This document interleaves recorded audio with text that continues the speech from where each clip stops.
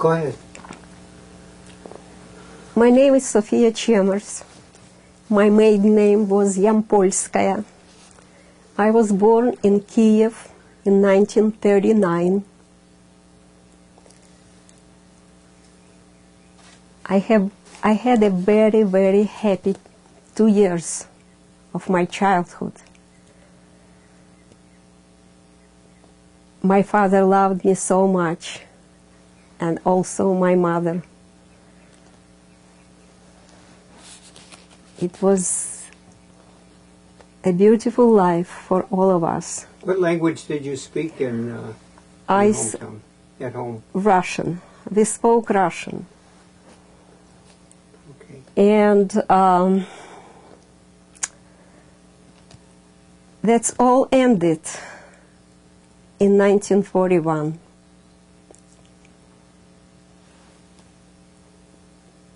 I was 2 years old when the Second World War started. On June 22nd, 1941, Kiev was bombed the first time.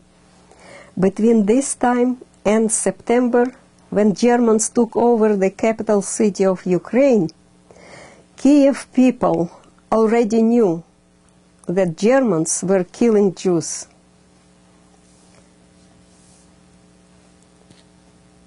They started in Poland, forming the concentration camps in 1939. And in 41 September, they stepped into Ukrainian soil, particularly capital city of Kiev.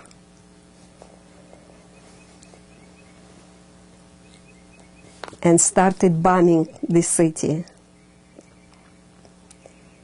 Everybody, every family tried to leave the city and go to places where Germans were not expected to reach. In most cases, the transportation was provided by authorities and organizations where people worked. Most of the plants were converted to meet military needs, and the workers were transferred to Siberia. My uncle Arkady, my mother's sister's husband, was coming back from a business trip just in time to get his wife and child and take them to the railroad station where their plant's train was waiting to depart. My grandmother lived with them. When he arrived and told his family to get ready immediately, my grandma said she will not go because her youngest daughter, Pola, my mother, would come to say goodbye, and she couldn't live without seeing her daughter with a baby, me. My uncle said he could not wait and took his wife and their son and left. My grandma was left alone in the apartment. 1 hour later, my mother and I came in, and she learned from the neighbors that Arkady left with his wife and son, and Grandma was there alone and locked herself in. Try to look up as much as you can, when you can. My mother knocked and loudly asked Grandma to open the door. Grandma let us in and said to my mother, "Lock up quickly. There are no Jews left in the whole apartment building. Do not open the door to anyone." My mother brought with us a change of clothes because she planned to spend some time with her sister until her husband returned from his business trip. Nobody knew when he would come. It all had happened so unexpectedly. When my Aunt Rosa walked in to the train and saw that her husband's co-workers brought with them their extended families, cousins, nephews, sisters, and such, she started to cry and asked her husband to go back to their apartment and bring her mother and sister with the baby. Good. He asked a co-worker to go with him. They risked missing the train because it was supposed to leave at any moment. The man came to the apartment where we were sitting quietly, scared and sad. When my mother heard Arkady's calling to open the door, she couldn't believe it. She told my grandma, "It's Arkady," but grandma yelled, "Do not open." My mother did open the door, and the man walked in and took us all to the train. When my mother heard that they were going to Siberia, she wanted to get off. It still was summer. It was September. It's very warm in September in Kiev. She was dressed in a summer dress and did not have any warm clothes with her.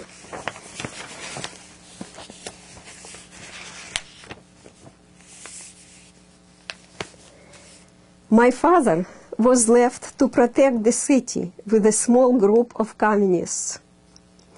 He had been living in the barracks for 2 weeks by this time. He knew that my mother was going to see her sister and to say goodbye. He wanted to do the same. He asked for permission to leave the barracks and went to Rosa's, my mother's sister's apartment. When he arrived, the neighbors told my father that Arkady came and took all of us to the railroad station. My father went there and arrived just in time. The train was still waiting. He kissed us all goodbye, but Arkady suggested that he go with us. My father was never in the military service because of his nearsightedness. He volunteered to defend Kiev and would not break the pledge. Also, his brother's wife, Marusia, was left alone with 3 children because she did not have anybody to help arrange her departure. Her husband had been away fighting for 2 months now. My father told my mother if the train would stay a little longer, he would bring some clothes for us. Unfortunately, the train left soon after he got off, and we never saw him again. The small group of the city defenders was killed off the very first day by Nazis. They took Kiev over in September, just 3 days after we left. After the war, when we returned to Kiev, the Ukrainian house porter, who lived on the same premises as my aunt Marusia, recounted Marusia's fate to my mother. Right away, the Nazis pasted notices all over the city for the Jews to come to the center of the city and bring all of their valuables with them.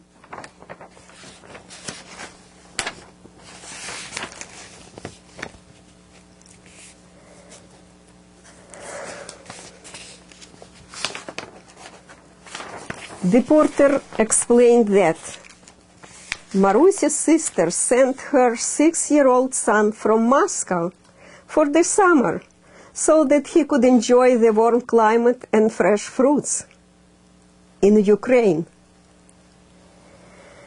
So in addition to her own 2 sons, Marusia also had a nephew with her.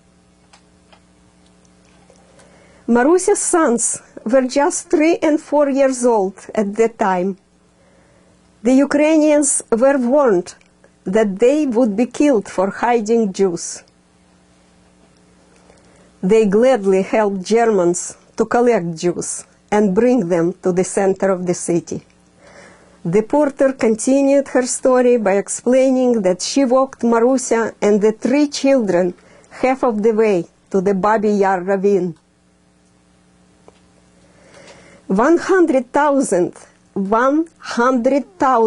women, small children, and very old men were killed in Babi Yar.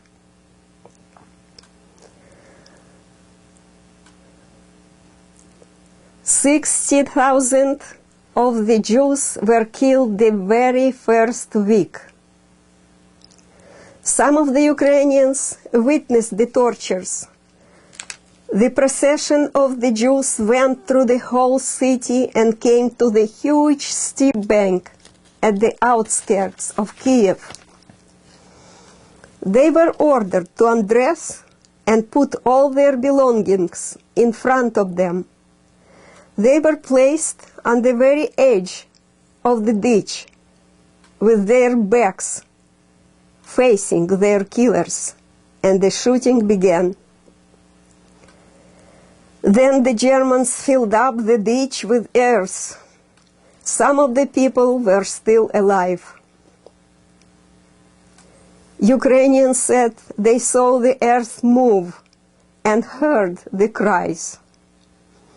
The Germans put more and more earth on the top.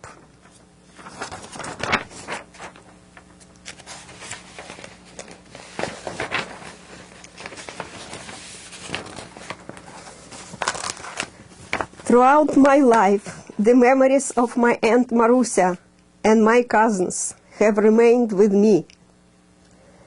Her husband Gregory returned from the war. He married a widow with 2 children, and they had a son together. My uncle gave him the name of one of his sons who was killed in Babi Yar, Yaakov. My uncle Gregory died in Israel just a few years ago. My mother repeated often that if her sister wouldn't have sent her husband to get us, we would not be alive today. We survived by miraculous circumstances. If the train moved during my uncle's trip back to the apartment, all 3 of us would have perished in Babi Yar. On the train, my mother was crying all of the time. Rosa exchanged some food for a coat for my mother. During our escape on that train, when we arrived in Siberia, the local population was forced to take in 1 refugee family each. We were given a small room for 6 of us. Our life in Siberia started with hunger and colds. I was sick all the time, even though I was kept inside all winter. Bread was rationed and given out in the morning as such. Plant workers received 800 grams. Office workers, 400 grams. Children, 200 grams. And seniors, 400 grams. My mother was so hungry that she ate her daily portion on the way to work. She also was given lunch at work, a small bowl of soup, which she saved to bring home to give to my grandmother and me. During the war, nobody had a day off. I saw my mother only at night. My grandmother was so depressed, she did not talk to me during the day. She was worried about her son, my mother's older brother Yaakov, who was fighting in the war. Soon after we came to Siberia, I got sick with pneumonia and almost died. My mother cried because she did not have the food to give me to help with my recovery. All we had was some bread and potatoes, and they were mostly frozen. Germans did not reach Siberia to kill us, but the life we were subjected to was close to dying. At the end of 1944, we returned to Kiev. The city was in ruins. All of the working population was required to go on Sunday, the only day off, to clean out the debris at the center of the city. We lived in a basement apartment with walls covered with mold. Again, I was sick all the time. My mother was working and I was left alone. My grandma died soon after we returned to Kiev.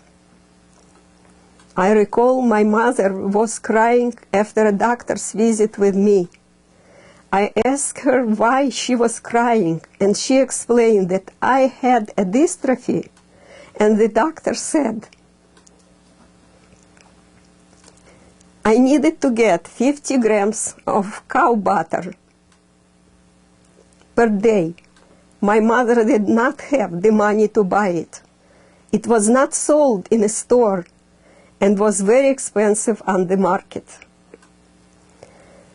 The doctor prescribed fish oil for me, which was available at the pharmacy by prescription only. This helped my recovery.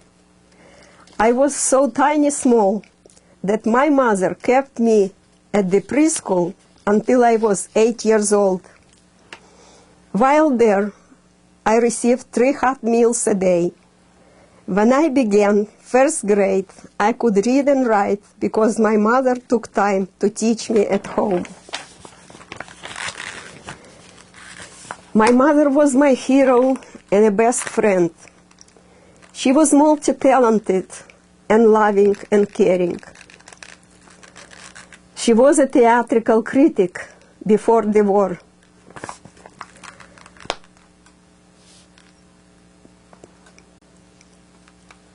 After I married Jacob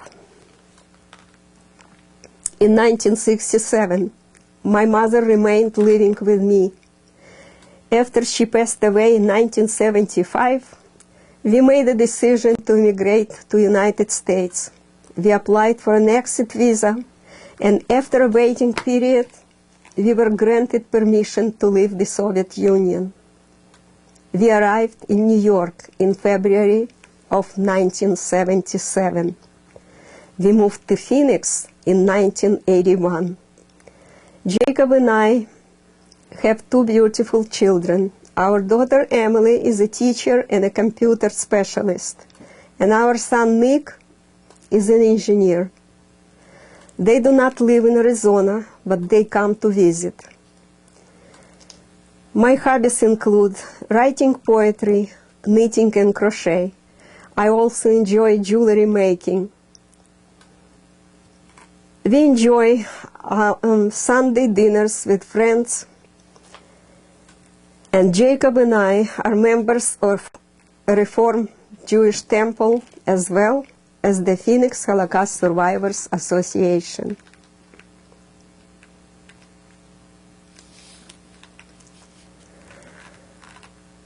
Post-war reflections.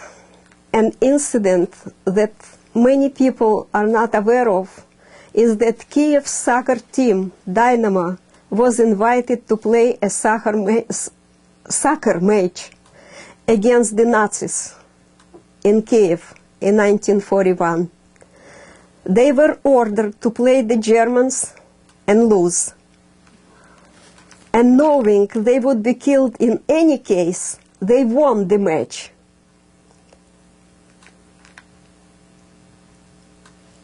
I wish and hope that young people and children who came into this world after the Second World War learn about our struggles and survival and will never ever experience any of the horrors of the war. You can ask me questions if you want to. Or I can read my poem, my little poem. Yes, please do. America. America was my dream since I was a little girl. I heard from all people I loved that life is better there. But people I didn't love and people I didn't trust tried to impair my belief and my desire to live. I finally had a chance to see with my own eyes, to hear with my own ears, to feel with my own heart, to touch with my own soul the land which became all mine. That's beautiful. Another poem I have, my mother. My beloved and loving mother gave me so much comfort. She was to me best friend and teacher, my life and my support. She sang to me her lovely songs. They sounded so great. She took me to my first opera when I was only 8. She tried so hard to give me what I needed more, to cover for my father who perished in a war. She wasn't of good health, but worked so hard to keep up with expenses and raise a happy child. She was proposed to several times, but was afraid to hurt her child. She lived to see my wedding day and start my married life. Her love for grandchildren was strong and amazing. She gave all her soul to them. She didn't live to see them grow, but will be remembered and loved by them. I thank you, my mother, for giving me life, for giving me talents and so much love, for becoming a heroine out of strife. You will be remembered as love of my life. That's beautiful. That is beautiful. Tale, and I can read you the essay. Good. Try it. The Sweet Face of Freedom. Sweet face of freedom. February 1977. We arrived at JF Kennedy Airport in New York. We spent 11 hours on a plane, which was coming from Rome. It was our passage to freedom. As a transition from the Soviet Union to the United States, we were required to stay in Italy for 3 months. It was a rainy night in New York. The time was 10 p.m., and we all were tired, especially the children. As I was walking, my 2-year-old son was asleep on one of my shoulders, and my handbag with all the documents and tickets was on my other. My husband was holding hands with our 9-year-old daughter and was holding in his other hand a huge satchel with all our necessities for the road. We had to get to the immigration office located inside the airport to complete the procedure of our arrival and to receive the alien registration cards. Our group was large, and as I couldn't walk fast with my son in my arms, I ended up being the last in line. While I was standing in line, I was thinking how hard it is to be an immigrant, not knowing the language, depending on guidance of authorities and volunteers. I believed that in a free country, people are able to master their own lives. I believe in a happy and successful life for our children and ourselves in this free country. When we almost reached the clerk's desk, my attention was caught by the clerk, who was working with newly arrived immigrants. The line was moving slowly. The clerk had to fill out a long application for each family member and to type up alien registration cards. The clerk was about 35 years old. He was smiling and holding in his mouth a lollipop. When he was talking, he moved the candy on a stick from one side of the mouth to the other. I couldn't believe my eyes. A grown man with a lollipop in his mouth at his workplace. In USSR, one could lose his job for a crime like this. In USSR, people were not allowed to eat or to suck on a candy while working. I looked and looked at this man who was relaxed on his job, his smiling face and a sweet lollipop in his mouth made us, tired immigrants, feel free and relaxed. I didn't have any more fear of an unknown future. In a country where people are allowed to perform their job in a relaxed atmosphere, good life is possible. It was my first impression of freedom. 16 years have passed since that day, but I still remember his smiling face with a sweet lollipop in his mouth. This was written as a college essay in 1993. That's beautiful.